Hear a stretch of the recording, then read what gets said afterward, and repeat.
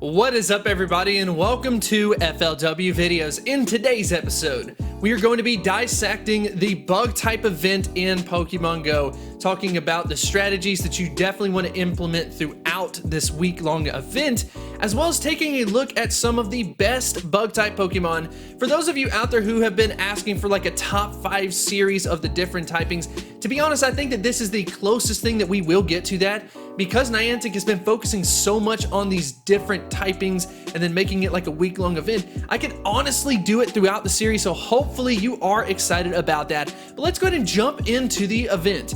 As far as the timing is concerned, it will be from April 2nd until April 9th. And the features of this are on the simple side, of course. We've got an increased bug type spawn. We also have a 2x incense duration, which means a single incense will now last an hour, but some further clarification is needed on this incense because along with that, you will also see a higher number of Pokemon that can spawn from an incense as well. So not only will it last twice as long, the number of Pokemon that we would typically see is increased. So this is a perfect time for anybody in a rural area or some type of honestly, in some type of city with a lot of spawns to go ahead and throw on that incense while you play. It's definitely going to be beneficial.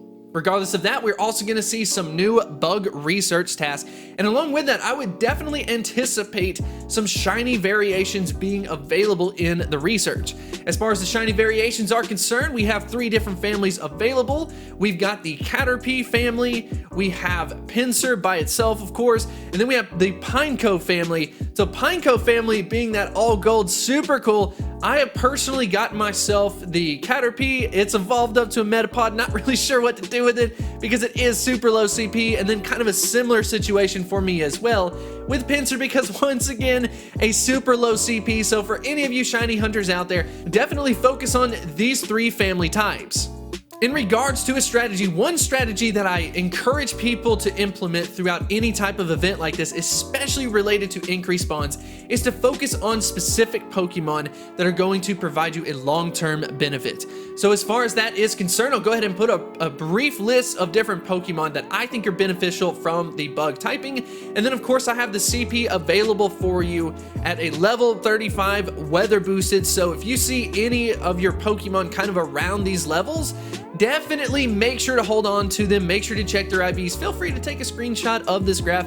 I do think it is helpful, at least from a glance. So speaking of these Pokemon, we are going to focus on why. So first things first, let's go ahead and look at it from a raid perspective. If we go ahead and check out the results versus an Exeggutor. With an Exeggutor being a grass psychic type Pokemon, it is going to be double weak to a bug type move. So in this case, the results show that the bug types are absolutely crushing it. As you will see, Scizor is in at that number 1 spot, followed by Pinsir, Yanmega, Scyther, and then Heracross. So should you focus on these Pokemon? Absolutely. But there is a little bit of a trick to this though. Heracross is an amazing Pokemon, but it is a regional Pokemon. Anybody in that actual region that can get a Heracross knows how great it is. And to be honest, I think it is one of the best regional Pokemon, at least from like a functionality standpoint. But one thing holding it back is that it only has access to Mega Horn on the charge moves, and that's unfortunately not that great.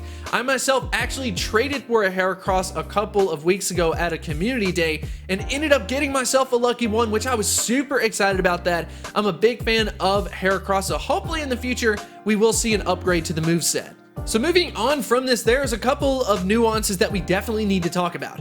And one of them is related to Scizor and Scyther. So unfortunately, Scizor is not available in the wild, so you are going to want to focus on Scyther in the wild. And then evolving it up to Scizor is definitely worth it. You will need a metal coat, however, so keep that in mind. But the reason why I like Scizor so much is because it is a dual type of bug and then steel, which means it is only weak to one typing in Pokemon Go, which I'm super excited about that. I think it does provide some type of advantage from PvP, which is honestly why I decided to include Fortress in this top 5 as well, because from a PvP perspective, it kind of ticks off a lot of things that you definitely want. 1, it has a low number of weaknesses. Once again, with it being the same type as Scizor, it is only weak to fire type Pokemon. You do have a coverage option as well, which is also a major plus. because it has access to Earthquake, which will give you coverage versus the only weakness that it has. So Fortress is something that I'm definitely going to be focusing on. Hopefully I can get a shiny out of it for sure. We really just have 2 more Pokemon to take a look at, the first one being Yanmega. So Yanmega, the only thing really going on with it that's kind of a bit of a nuisance is the fact that you will need a Sinnoh Stone to be able to evolve up to Yanmega. But in general, Yanmega does kind of hang around the top 3 from the bug typing, so I would consider investing into it, or at least evolving up to it, especially if you can get yourself a weather boosted version of it. And then finally, Pinsir. Pinsir is easily one of the best bug type Pokemon that you want to have. Like I said before, I do have myself a shiny of it. I'm just crossing my fingers I can get another one. Hopefully it will be much higher in the CP, a much higher level, much higher, you know, just whatever, so it can actually be functional. There's no way I'm sinking Stardust into this. But regardless, let's go ahead and take a look versus a Mewtwo, and you will see why the bug types are at least a considerable option. Taking a look versus Mewtwo, you are going to have to go down a little bit on the list to find the first bug-type Pokemon. But there is Pinsir in at that number 8 spot, followed by Scizor in at the number 14 spot. So even versus a powerful Pokemon like Mewtwo, bug types do have a little bit of some viability, so something you should definitely consider. I'm personally excited about this event. I think anytime there is an increased spawn rate, for me personally, I just see it as a chance to gain Stardust, and if you can manage to focus on specific Pokemon that are good along the way, that's an absolutely great bonus to add to it. But anyways, I want to know what you think in the comments section below. What Pokemon are you focused on throughout this event? Is it Scyther? Is it Pinsir? Is it Scizor? Or is it Fortress, Heracross, whatever?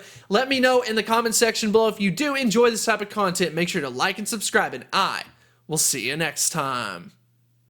I wanted to extend a huge thank you to the supporters over at Patreon. You definitely make this possible, and I 100% appreciate the support. If you are interested in supporting my channel on Patreon, definitely feel free to check out the link in the description.